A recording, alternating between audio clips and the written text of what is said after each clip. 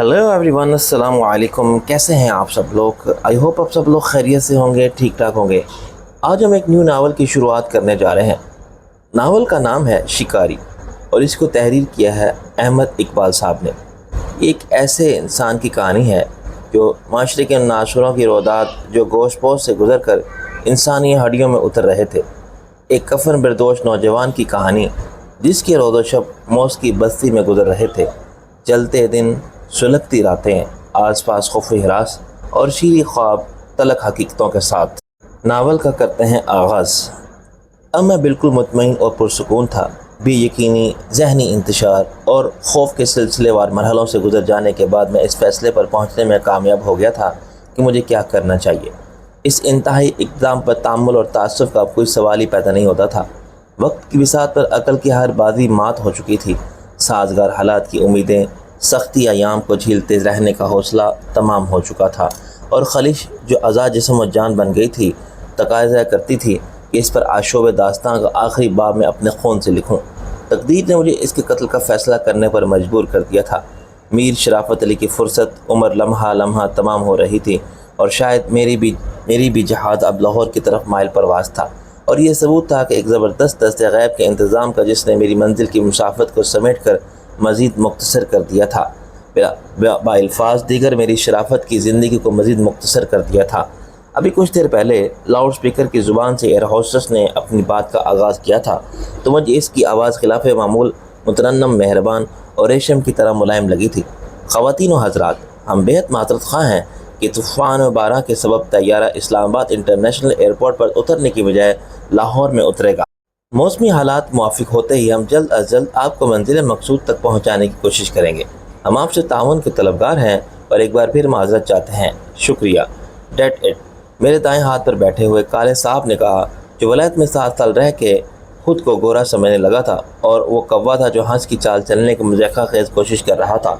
साफ क्यों नहीं कहते ये लोग कि प्लेन क्रैश कर रहा है। फिर इसने मुँह बना के खिड़की से बाहर देखा और शायद बादलों के गुबार से जहाज़ की बुलंदी के फ़र्क को देखते हुए ये अंदाज़ा करने की कोशिश की अब तक जहाज़ कितना गिर चुका है।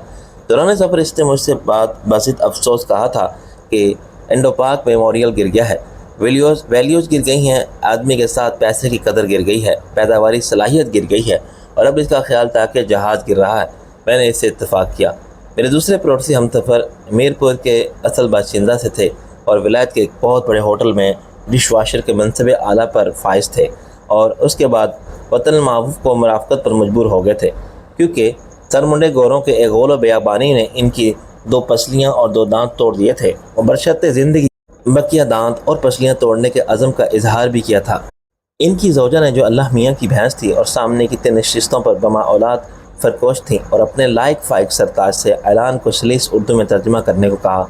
सरताज मज़कूरा ने फरमाया, लाहौर जाना था, पहले कप्तान को याद नहीं, और मेरी तरफ तायद तलब नज़रों से देखा। मैंने इनसे भी इत्तफ़ाक़ किया। ज़ौजा मज़कूरा ने इस फ़र्द गुज़श्ता पर कप्तान नामुराद मज़ुबान मीरपुर को सना शुरू की थी। बकिया मुसाफिरों का रद्द-ए-अमल भी अपनी अपनी ज़हनी कैफियत का आकाश था। माकूल, उम्मीद परस्त और पुरएतमाद किस्म के लोगों ने इस ऐलान को ज़्यादा अहमियत नहीं दी थी। कम अकल, कनूती और नातजर्बाकार मुसाफिरों जिनकी अक्सरियत ख़वातीन पर मुश्तमिल थी मावेला शुरू किया। इस्लामाबाद के टिकट पर इनको अदम आबाद पहुँचाया जा रहा है और फिर जहाज़ के अलावा जहाज़ के मौजद को और कप्तान तक सबको एक जैसी गालियाँ दी। जहाज़ का वाहिद मुसाफिर जिसे मंजिल की ये तब्दीली भी नौश्ता तकदीर लगी थी मैं था। मैंने अफसोस से इन बेगुनाह मुसाफिरों को देखा जो शामत अमाल के बायस मेरे हमसफ़र हुए और मारे गए।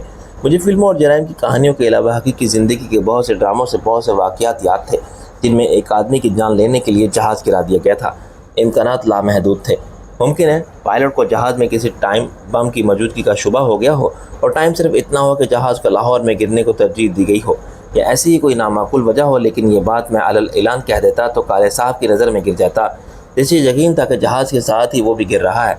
ऐसा ही ख्याल मुझे लंदन के हैथरो एयरपोर्ट पर रवानगी का वक्त आया था, यानी कि ये जहाज़ सफ़र आखिरत पर रवाना हो रहा है। मैं हकीकत पसंद आदमी हूँ और मेरी सोच में मकतूल होने की नफसियाती ख्वाहिश को कतई दखल नहीं था। इन तमाम वाक़यात के बायस जो एक मुख्तसर मुद्दत में मुसलसल पेश आए, मुझे हर कदम पर ख़तरा नज़र आने लगा था। एक बार की तो कोई बात नहीं, लेकिन सांप बार बार काटने लगे तो क्या रस्सी से डरने का जवाज़ पैदा नहीं हो जाता? बकौल गालिब, डरता हूँ आदमी से कि मर्द में गजीदा हूँ तो इसके ज़िम्मेदार हालात हैं। سر منڈے گورے جو رنگدار ایشیائی کو ملک میں اپنی بے روزگاری کا ذمہ دار قرار دیتے تھے میرے لیے کوئی خطرہ نہیں تھے، کیونکہ تعلیم کی تکمیل کے بعد میرا قطعی ارادہ نہ تھا کہ کسی گورے کے پیٹ پر لات ماروں۔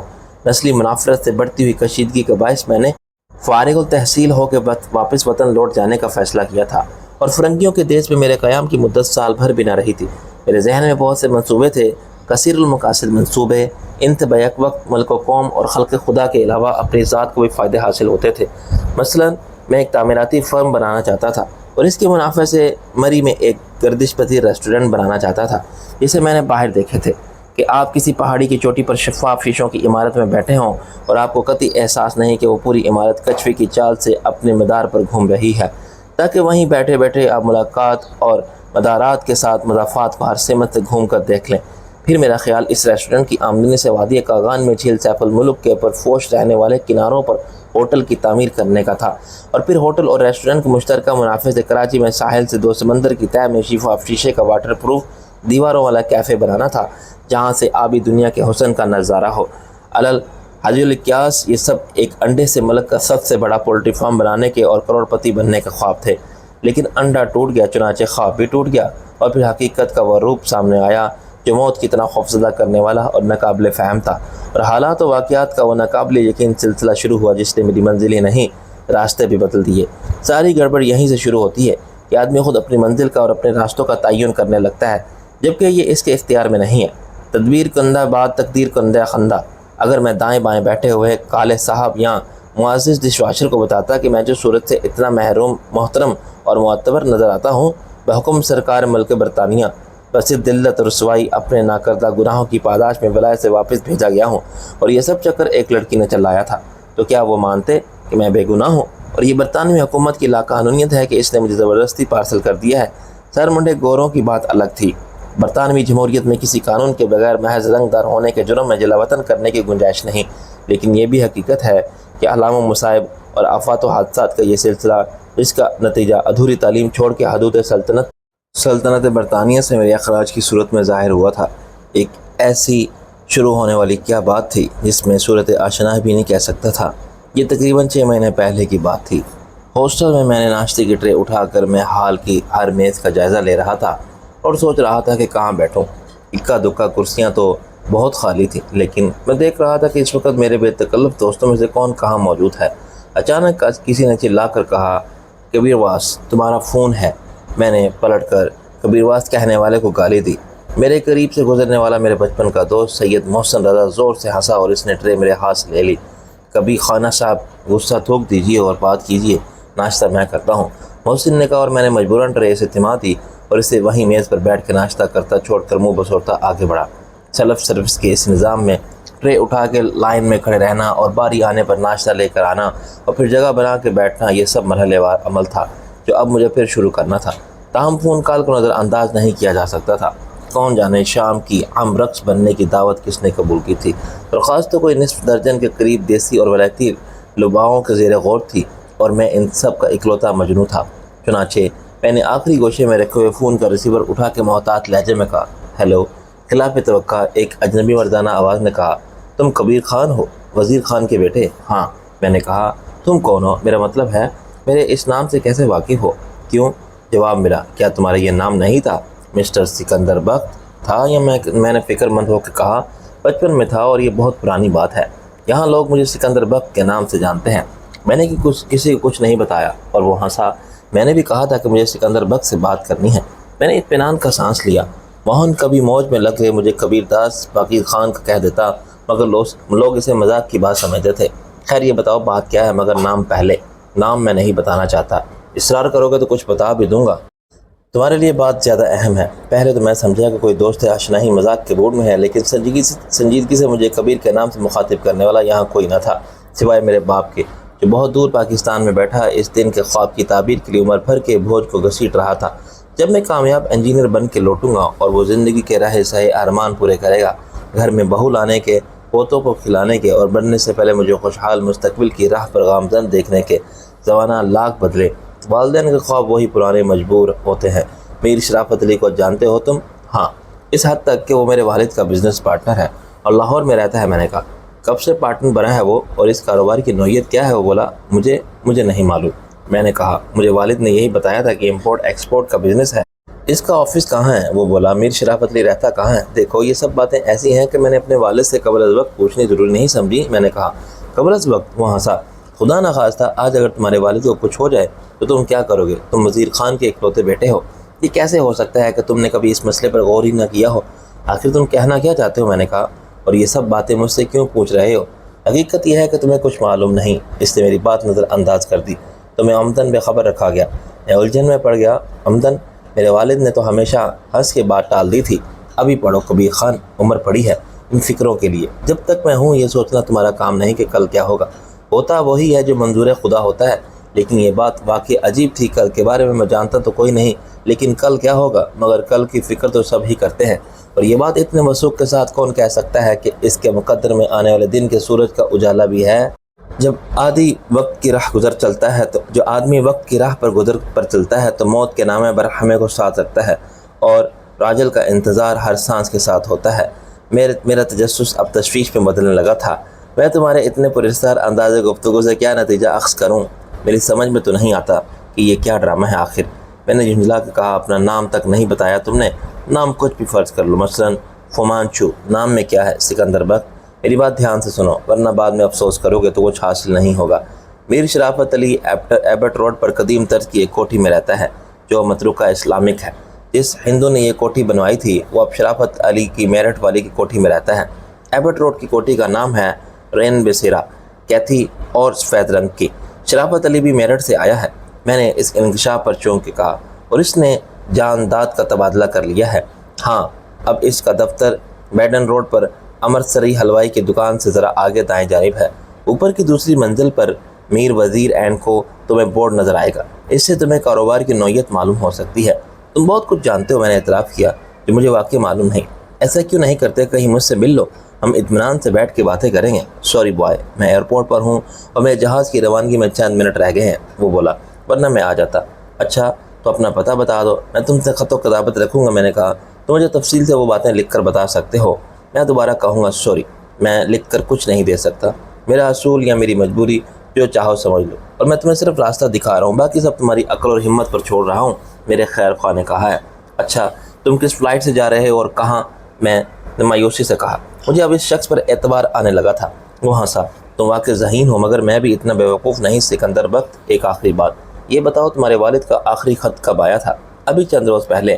میں نے حیران اور کچھ پریشان ہو کر کہا، اس میں کیا لکھا تھا؟ انہوں نے کوئی قابل تشویش بات تھی؟ نہیں، بالکل خیریت کا خط تھا۔ میں نے کہا صحت اچھی ہے، کاروبار چل رہا ہے، خوش رہو اور کسی بات کی فکر مت کرو، وغیرہ وغیرہ۔ ان کے سب خط ایسے ہی ہوتے ہیں۔ اور آخری بار تم نے انہیں کب دیکھا تھا؟ اس نے پوچھا۔ یہی کوئی سال بھر پہلے۔ میں نے جواب دیا، عید نہیں بقر عید پر گیا تھا، میں گویا 100 سال ہو گیا ہے۔ اچھا تو نوٹ کر لو، تمہارے والد بالکل خیریت سے نہیں ہیں، اس نے کہا، اور تم خود بھی محتاط رہو۔ کس سے محتاط رہو؟ میں نے کہا۔ ہیلو ہیلو، میں نے چلا کے کہا، مگر لائن کٹ چکی تھی۔ میں کچھ دیر ریسیور ہاتھ میں تھامے کھڑا رہا۔ اس اجنبی کی آواز اب بھی میرے کانوں میں گونج رہی تھی، تمہارے والد بالکل خیریت سے نہیں ہیں۔ اب میں اس نادیدہ خیر خواہ کی بات کو مذاق سمجھ کے خط انہیں ٹال نہیں سکتا تھا۔ اس کو میری نجی زندگی کے بارے میں وہ باتیں معلوم تھی جو خود میں نہیں جانتا تھا، لیکن تصدیق کے بغیر میں کیسے کہہ سکتا تھا کہ اس نے جھوٹ نہیں بولا؟ میر وزیر اینڈ کمپنی کا دفتر مجھے معلوم تھا، مگر میر شرافت علی کے بارے میں اس کی فراہم کردہ معلومات نہیں تھی۔ کسی خاص مقصد کے تحت اس نے مجھ سے رابطہ قائم کیا تھا اور میرے تجسس کو ایک سمت عطا کر کے باقی سب مجھ پر چھوڑ دیا تھا۔ وہ لہجے سے سنجیدہ اور متین آدمی لگتا تھا، چنانچہ میرا ذہن ہر بات کو تسلیم کرنے پر مجبور ہو گیا تھا۔ میں کچھ دیر خالی ٹرے لیے دف کی طرح بجاتا رہا اور سوچتا رہا کہ اتنی خوشگوار صبح کا یہ آغاز مبارک ہے یا کسی نوست کا پیش خیمہ۔ پھر میرے پیچھے والے لڑکے نے مجھے آگے دھکیلا۔ یہ کتار موسیقی کا ریاض کرنے کی جگہ نہیں ہے سرکار، آپ ایک طرف بیٹھ کے شوق سے ٹرے بجائیے، ورنہ ناشتہ لیجیے۔ وہ ایک ہندوستانی طالب علم تھا جس کے ساتھ میری کبھی نہیں بنی تھی۔ وہ باکسر تھا تو میں جوڈو کراٹے کے ایک جاپانی اسکول میں تربیت کے آخری مرحلے میں تھا، اور آئے دن ایسی فضول باتوں پر ہماری ٹھن جاتی تھی۔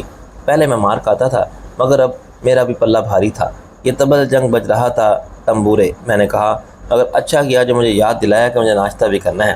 ناشتہ اٹھا کے میں اس میز پر جا بیٹھا جہاں محسن اب تک ایک ولایتی گڑیا سے چکنی چپڑی باتیں کر رہا تھا۔ آپ کہیں تو تشریف رکھ سکتے ہیں، اس نے چیں مچیں ہو کے کہا۔ جی نہیں، ہم یہاں اس لیے تشریف لائے ہیں کہ نہایت اہم اور سنگین نوعیت کے مسائل پیدا ہو گئے ہیں جو واحد حاضر فرنگن کے عشق خانہ خراب سے زیادہ آپ کی توجہ کے طالب ہیں۔ میں نے کہا، فرنگن اردو کی گفتگو کو بد تہذیبی کی علامت قرار دیتے ہوئے اٹھ گئی۔ کر دیا نا آپ نے سب معاملہ چوپٹ، اب فرمائیے معاملہ کیا ہے؟ محسن نے جھل بن کے کہا، معاملہ بہت عجیب ہے۔ میں نے ناشتے کا آغاز کرتے ہوئے کہا، عرض کرتا ہوں توجہ ذرا میری طرف رکھیے، تھینک یو۔ اس کے بعد میں نے عرض کیا اور محسن سنتا رہا۔ اس روز میں نے محسن سے طویل صلاح مشورے کے بعد ٹرنک کال بک کرائی، جو لندن میں آدھی رات کے وقت اور پاکستان کے وقت کے مطابق 7 بجے ملی۔ میرے والد بالکل خیریت سے تھے اور میرے بار بار پوچھنے پر کہ تشویش کی کوئی بات تو نہیں، خاطر تشویش میں مبتلا ہو گئے۔ تشویش سے کیا مراد ہے بیٹا تمہاری؟ انہوں نے کہا، یہ اچانک تمہاری زبان تشویش کی تکرار کیوں کرنے لگی ہے؟ فمانچو نے مجھے منع کر دیا تھا کہ اصل سبب نہ بتاؤں، چنانچہ میں نے کہا، دیکھیے نا آپ سے اتنی دور ہوں، تشویش تو ہر وقت رہتی ہے۔ آپ کی صحت کیسی ہے؟ کاروبار کیسا ہے؟ دونوں ٹھیک ہیں الحمدللہ، والد نے کہا۔ خرابی ہوگی تو تمہیں ہی لکھوں گا۔ ایک شبے نے میرے ذہن میں سر اٹھایا کہ وہ غلط بیانی سے کام لے رہے ہیں۔ مجھے ان کے لہجے میں اعتماد کی کمی محسوس ہونے لگی تھی۔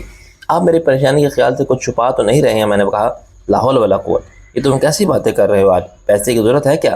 لہجہ بدستور کھوکھلا تھا، یا صرف میرے وہم کی بات تھی؟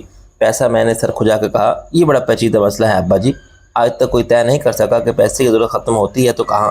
معاشیات میں ضروریات کو جو تعریف ہے۔ اچھا میں ڈرافٹ بھیج دوں گا، انہوں نے کہا۔ پھر وقت ختم ہو گیا، میں نے اور محسن نے ٹاس کی اور فیصلہ وہی ہوا جو ہم پہلے ہی کر چکے تھے، یعنی میرا وہ نادیدہ خیرخواہ جس نے فون پر سنسنی پھیلائی تھی کوئی شر پسند تھا، جس کا مقصد مجھے پریشان کرنے کے سوا کچھ نہ تھا۔ مذاق میں بعض لوگ حد سے بڑھ جاتے ہیں، لیکن اس فیصلے کے باوجود میں چند روز اطمینان قلب سے محروم رہا، کیونکہ ایک بے نام سے خلش کا آزار ختم نہیں ہوا تھا۔ دن تو مصروفیت کی نظر ہو جاتا تھا، مگر جب میں رات کو سونے کے لیے لیٹتا تھا تو میرے ذہن میں وہی سوالات گردش کرنے لگتے تھے جن کا جواب کہیں نہیں تھا کہ وہ اجنبی کون تھا، اور اگر وہ اتنا جانتا تھا تو اسے کیا ضرورت تھی مجھ سے اس قسم کی باتیں کرنے کی؟ اس نے کیوں کہا تھا کہ محتاط رہوں؟ تو میں عمدن بے خبر رکھا گیا ہے۔ جھوٹ اس نے بولا تھا یا میرے والد نے؟ اگر وہ سچا تھا تو نام تک بتانے سے گزیر چمینی والد اتنے کم وقت میں بھلا میں کیا بتاتا کہ اپنے والد کے کاروباری امور سے ناواقفیت کے اسباب کیا ہیں؟ برسوں پر محیط داستان چند منٹ میں کیسے سمیٹی جا سکتی ہے؟ اگر وہ مجھ سے ملتا، مجھے اپنا پتہ ہی دے جاتا تو صورتحال کو سمجھنے اور سمجھانے میں مدد ملتی، مگر وہ تو اپنی بات کیا کر اڑنچو ہو گیا۔ ایک شعر 100% حسب حال تھا، گئے دنوں کا سراغ لے کر کہاں سے آیا، کدھر گیا وہ اور پتہ نہیں کیا۔ عجیب گمنام اجنبی تھا، مجھے تو حیران کر گیا وہ۔ ایک ماہ بعد جب میں اس واقعے کو بالکل بھول چکا تھا، دوسرا واقعہ پیش آیا، یعنی فمانچو کی واپسی۔ اگر مجھے ہر حال میں ایک لڑکی سے ملاقات کے لیے جانا تھا، وہ ایک انتہائی خد دماغ، متعصب اور تنگ نظر لاٹ کی بیٹی تھی، جس کا باپ غلام ہند کے کسی صوبے میں لیفٹیننٹ گورنر رہ چکا تھا۔ میرے اور محسن کی حکمت عملی کا خلاصہ یہ تھا کہ 150 سال ان گوروں نے ہم پر حکومت کی، اب ہم کو 1.5 سال تک انہی کے ملک میں آ کے ان کے غرور کو شکست دینے کا حق حاصل ہے۔ وہ تجارت کے بہانے آئے تھے، ہم تعلیب کے بہانے آئے ہیں۔ اب وہ نفرت کرتے ہیں تو ہم محبت کا چکر چلائیں گے، اور منزل ہماری تھی بکنگم پیلس۔ اب عین اس وقت جب میں ہیلمٹ کو تاج شاہی کی طرح سر پر سجا کے نکل رہا تھا، ایک اور لڑکی نے پکار کے کہا، مسٹر الیگزینڈر، فون پلیز۔ اور اس نے ریسیور کو لہرا کے مجھے بلایا اور خود بھی لہرائے۔ پورا نام ہے الیگزینڈر دی گریٹ۔ میں نے اسے تنبیہ کی اور ریسیور لے کر انگریزی قاعدے کے مطابق کہا، وقت بول رہا ہوں مسٹر کبیر۔ میرے لیے یہ مانوس آواز اس بجلی کی طرح تھی جس کا جھٹکا پہلے بھی لگ چکا تھا۔ تم؟ میں نے چلا کر کہا، اور گالی دینے کی خواہش پر بڑی مشکل سے قابو پایا۔ تم پھر آگے؟ ہاں۔ وہ بولا، میرا خیال ہے کہ تم بہت بدگمان ہو۔ کیا اس لیے کہ میں نے جھوٹ بولا تھا؟ ہاں، اور اس جھوٹ پر مجھے ٹرنک کال کرنی پڑی تھی۔ میں پہلے ہی کنگال تھا، میرا پٹیرا ہو گیا۔ میں نے برہمی سے کہا، اچھا اب میں وضاحت کر سکتا ہوں؟ وہ میری بات کاٹ کے بولا، میرا اسٹاپ اوور ہے، ایک رات کے لیے تم مجھ سے مل لو۔ اس نے مجھے ہوٹل کا نام اور کمرے کا نمبر بتایا۔ سوری، میں نے کہا، مجھے اس وقت بہت بڑا مارکا درپیش ہے، کل آ سکتا ہوں۔ بے وقوف مت بنو، میں تمہیں بہت سے خطرات سے خبردار کرنا چاہتا تھا۔ وہ بولا، صبح تو میری فلائٹ 7 بجے ہے۔ پھر فون میرے جواب سے قبل ہی بند ہو گیا۔ میں ششپنج میں پڑ گیا۔ ایک طرف اس الزبتھ ٹیلر سے زیادہ حسین اور پرکشش حسینہ کے کرب کی سدح بہار آرزو تھی، دوسری طرف بہت سے سوالات کا جواب ملنے کی امید تھی، اور اس پر اسرار شخص سے مل کر حالات جاننے کی خواہش تھی جن سے مجھے عمدن بے خبر رکھا گیا تھا۔ حسب معمول میں نے سید محسن رضا سے رجوع کیا۔ ہم دونوں ایک دوسرے کے مشیر اعلیٰ بھی تھے، معاون و محافظ بھی تھے، ناصح بھی تھے، غم گسار بھی تھے، اور بقول شاعر، ہم پیشہ و ہم مشرب ہم راز، دیار غیر میں تو سب ہم زباں ایک ہی ہو جاتے ہیں۔ مگر محسن سے رشتہ ایک تناور درخت تھا جس کی جڑیں گزرے وقت کی زمین میں ہر طرف 20 برسوں کی گہرائی تک آ رہی تھی۔ محسن کہیں جانے کے لیے تیار ہو چکا تھا۔ مسئلہ اگر اس لیفٹیننٹ گورنر کی اولاد سے آباء و اجداد کی محکومی انتقام لینے کا ہے تو اس محاذ پر میں بھی لڑ سکتا ہوں۔ میرا خیال ہے تو جا۔ محسن دادا، مجھے اس سے سچا عشق ہونے کا اندیشہ ہے۔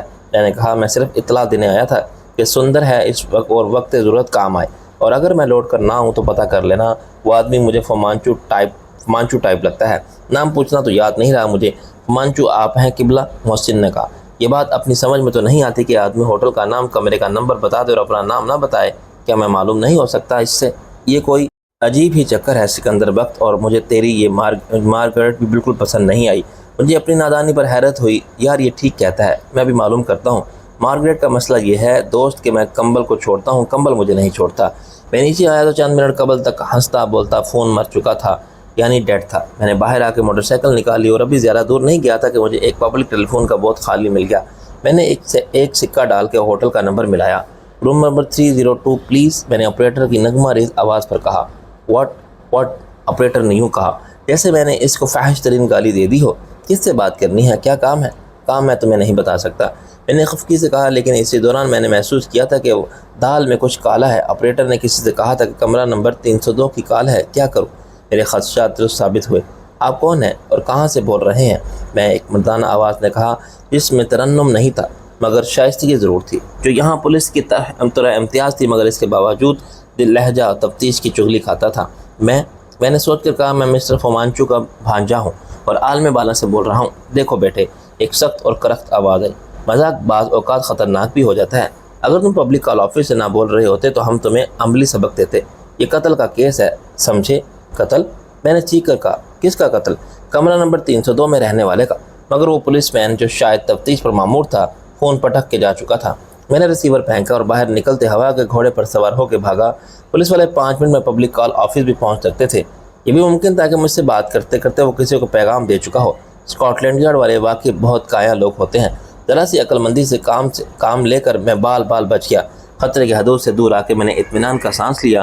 اگر یہ فون میں نے ہاسٹل سے کیا ہوتا تو آدھے گھنٹے بعد یقیناً سازش کی اس چال میں گرفتار ہو جاتا جو کسی نے بہت ہی چالاکی سے بچھایا تھا۔ غلطی اس سے صرف یہ ہوئی تھی کہ اس نے اپنا نام نہیں بتایا تھا، ورنہ میں سیدھا ہوٹل جاتا اور تفتیش کے چکر میں آ جاتا۔ اسی بھول نے جو نادانستگی میں ہوئی تھی مجھے بچا لیا تھا۔ موٹر سائیکل کو پارکنگ ایریا میں چھوڑ کے میں اوپر گیا تو محسن رضا کے کمرے کا دروازہ بند تھا، جس کا مطلب یہ تھا کہ وہ بھی انگریز سے اس کے دور حکومت یا مظالم کا بدلہ لینے جا چکا ہے۔ انگریز نے ہماری نسلوں کو، ہماری اخلاقی اقتدار کو، ہماری تہذیب کو خراب کیا تھا۔ اب ہماری باری ہے کہ یہ بات میں نے اور محسن نے سرعام اتنی بار کہی کہ بالآخر ہاسٹل کے سخت گیر بوڑھے اور برطانوی قدامت پسندی کے علمبردار سپرنٹنڈنٹ تک پہنچ گئی، اور اس نے دو باطن گوروں کی تحریری شہادت پر مجھے اور محسن رضا کو لکھ کر وارننگ دی تھی کہ ہم نسلی منافرت اور تشدد پسندانہ سیاسی خیالات کے اظہار سے باز نہ آئے تو ہمیں ہاسٹل سے خارج کر دیا جائے گا۔ نسلی منافرت کی فضا تو تھی مگر اس کا الزام صرف ہم پر ہی نہیں آتا تھا۔ دوسری بات سراسر لغو اور بے بنیاد تھی۔ غیر سنجیدگی سے کہی جانے والی بات یہ نتیجہ اخذ کرنا ایک متصب ذہنیت کی مذموم سازش تھی۔ دونوں بدباطن گورے گواہوں کی گوشمال بڑے تذق احتشام کے ساتھ کی گئی تھی، اور اس کار خیر میں تمام اختلافات بھلا کے سب ایشیائی طالب علموں نے بڑے جوش و خروش سے حصہ لیا تھا۔ اگلے دن گوروں کی ایک ٹیم بھی جوابی کارروائی کا پروگرام بنایا تھا، مگر نسلی فسادات پھیل جانے کے ڈر سے پرنسپل اور مقامی انتظامیہ نے مل جل کر معاملہ رفع دفع کروا دیا تھا۔ اس امکانی فساد کو ذمہ دار بھی ہم ہی سمجھے گئے تھے، لیکن سزا سے محفوظ رہے تھے۔